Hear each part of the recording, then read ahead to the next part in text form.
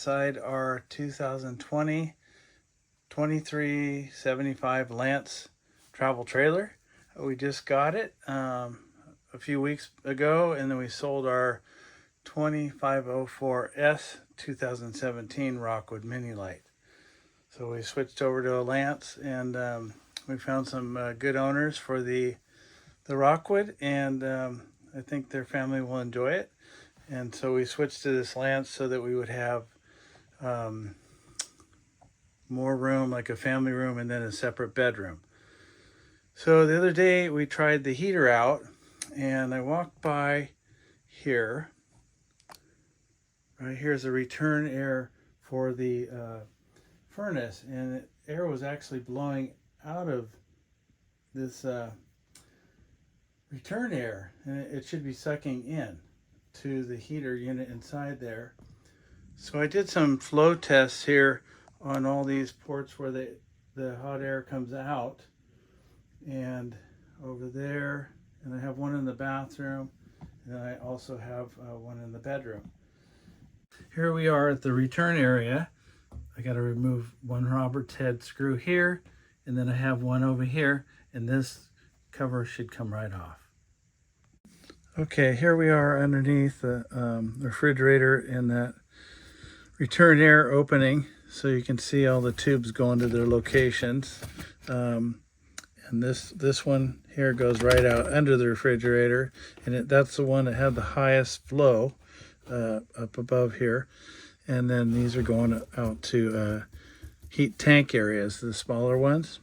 So they might do your freshwater tank and your black water tanks to keep them from freezing. Over there is the wheel well right there, and then there's some pipes, and then the furnace is all up here. So I think I see what's going on. Let me reach in here. Hopefully you can see this. There's a plate that's down here, and it says on it, hit here. So I'm gonna put the camera in close so you can see where this is supposed to go. It's fallen down. So let me move the camera inside this area. So this area here is supposed to all be blocked off by this plate right here.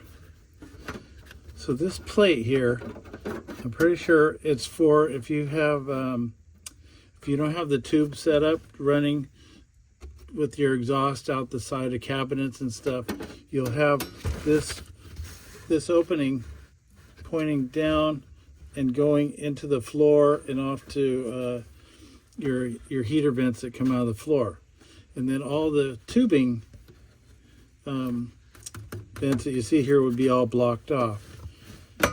So looking at it, it looks like it just fits in there.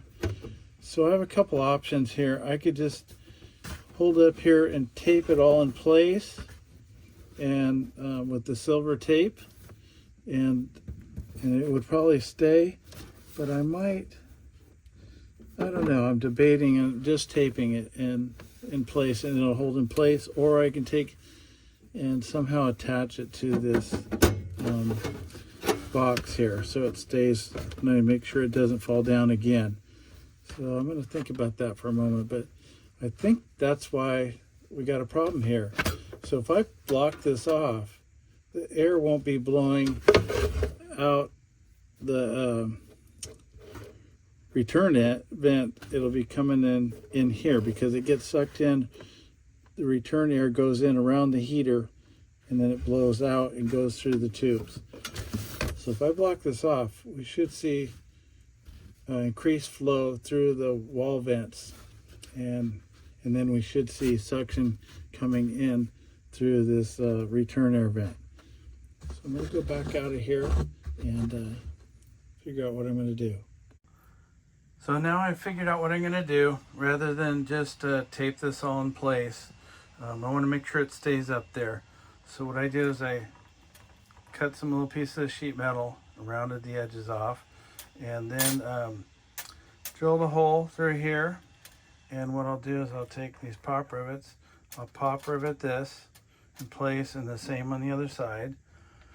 And then with this pop rivet gun here, you just load that up squeeze the trigger, it expands on the back side, and then it holds it in place. Then I'll hold this whole unit up against the bottom of that furnace and go ahead and drill a hole here and into it, and then I'll pop rivet right into the furnace itself on both sides. So I've already checked to make sure that I'm not gonna, when I have to drill these holes, I'm not gonna be going into any pipes or any parts of the furnace that are important on either side. So we're good both sides. So I'm gonna go ahead and pop rivet these in place and come back to you. I've got these tabs pop riveted in place. You can see on the back side there how it expands. And then what happens is that little shaft breaks off when it gets totally tight and it snaps right off. So I'm going to go ahead and set this up there and then drill these holes and then pop rivet this whole plate up in place.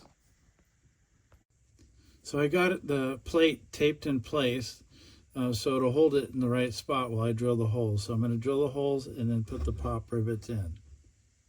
I've got this all pop riveted in place, and now I'm going to apply the tape all the way around it.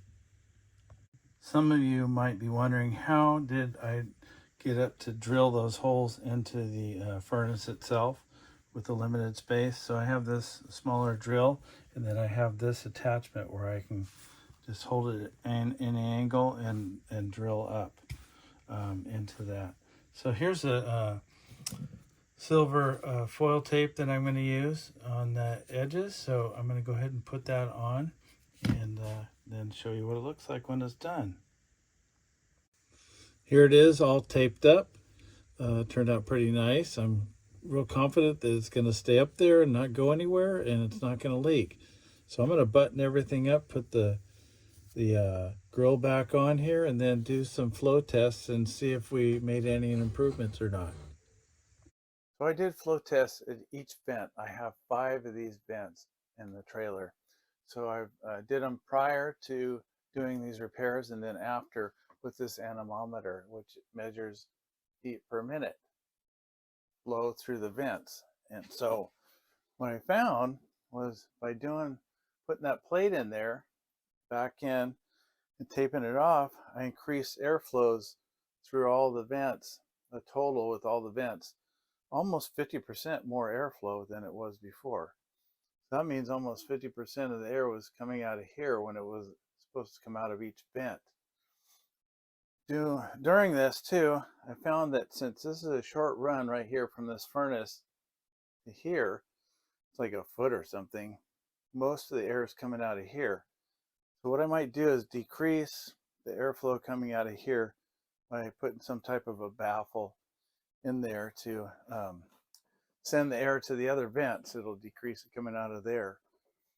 So I'll have to look into that. I'm gonna have to check with the furnace on airflows what I can restrict it at different vents and what I'm going to do there. So that might take some thinking. What will happen is if I do block it off too much, what would happen is maybe the sail switch wouldn't operate properly on the furnace. So we'll see. Anyway, I want to say thanks for watching, everybody. I hope you learned something. I know I did. Every time I do one of these projects, I'm learning, and I try and do it on the fly with these videos so you can see what I go through as I discover things.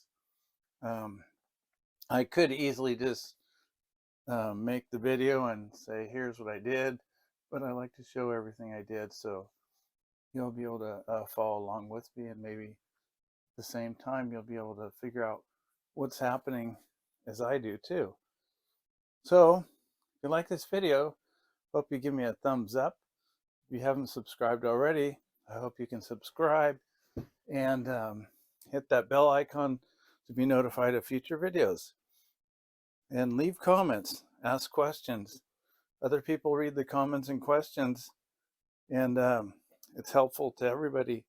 So if you have had this problem before with yours, or some type of problem with your furnace, share it with others how you repaired it so they can learn from it. Appreciate it. If you leave any questions, I get back to you as soon as possible, and I respond to everybody. So thanks for watching, everybody. Take care and happy camping.